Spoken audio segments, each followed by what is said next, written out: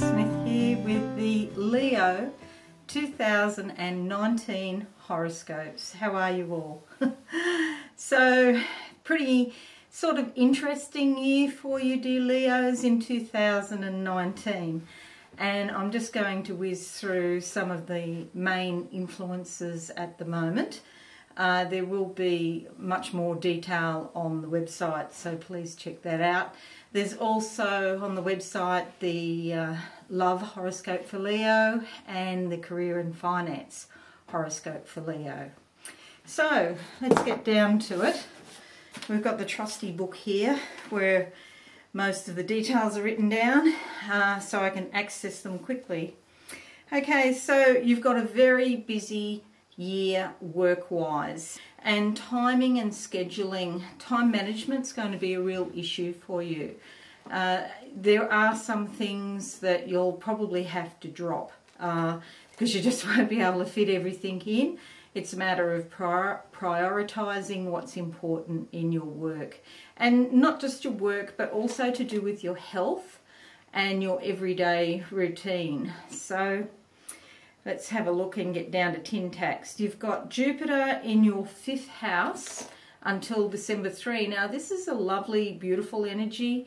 It's sort of like a lightness, creativity, fun, romance even if you're single and looking for someone special. So Jupiter's also the planet of big things. It likes everything big.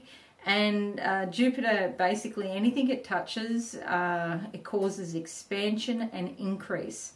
So you might be looking for more leisure time, and that might be the issue with work, why you have to work at your work to, cut out the things that are not, really helping you that much, or, being very specific about where you spend your time to create more leisure time. Okay, so I do try to relax, by the way, too, because I know sometimes Leos, you want to get in and do so much, but relaxation, meditation is really important.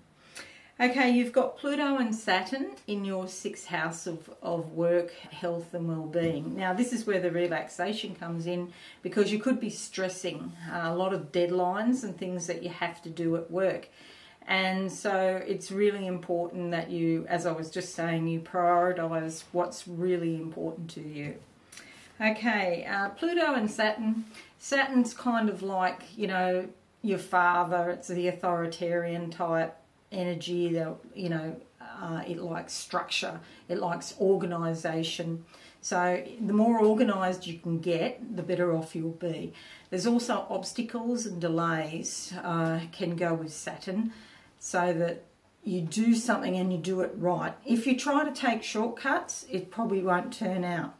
Pluto is like what's called a transpersonal planet, so often karmic things can come up from the past, and they're coming up for clearing. So as I said, try not to stress too much. So Uranus in Taurus in your 10th house of career from March 7 on. This is more than just your normal everyday work. This is the kind of things like around career, the large abstract type of thinking.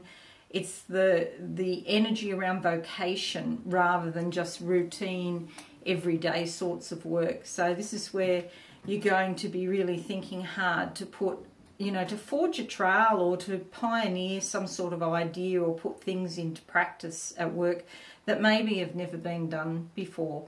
10th house also affects reputation, so you might find if you're not taking any shortcuts and you're doing everything right, that you're getting a bit of a name for yourself in your work, and that you become more well known for the quality and the creativity of your thinking. So that's a lovely one.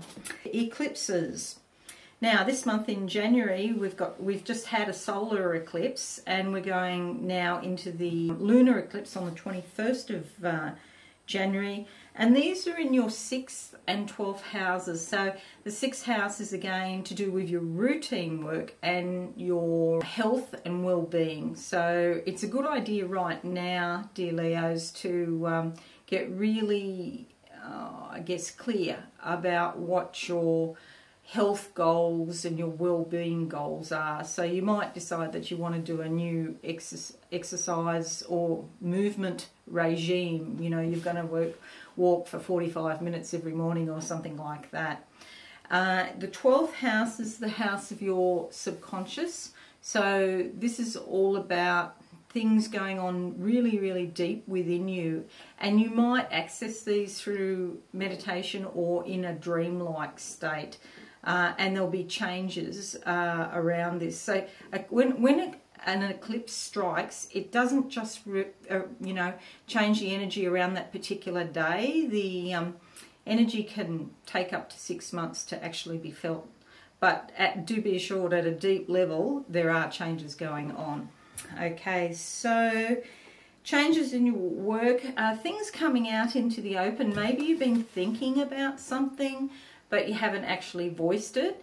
Eclipses, they tend to illuminate things and bring things out. So it might just be kind of like an idea that you've had that you haven't actually acted on it. But with an eclipse, then, you know, that will give you the oomph to, you know, the kind of motivation to speak out about what it is that's on your mind. Also, in your 6th house could also refer to your daily habits. So, you know, what you do when you get up in the morning and what your routine is. Sometimes, you know, we waste time or fritter time away, and when you have an eclipse affecting the 6th house, you're probably more likely to realise that and want to make some changes to your normal everyday routine. Okay, so Mercury retrograde, there is the 2nd Mercury retrograde, which is likely to affect you very strongly. So that's the July Mercury retrograde, the 8th of July until the 1st of August.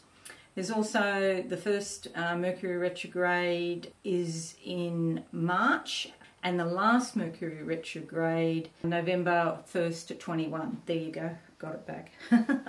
So it's that middle one in the middle of the year that's really going to affect you strongly. So all in all, you've got a pretty interesting year at work. Some of you will let go of your current jobs and move on to something else. Some of you will go into business, so changes around that for you. As I said, you've got really good energy around your love and creativity area, and a sort of lightness of being with Jupiter there in your 5th house. So please check out the website. As I said, we've got love horoscopes and career and finance horoscopes there as well. And thanks very much for tuning in. Bye for now.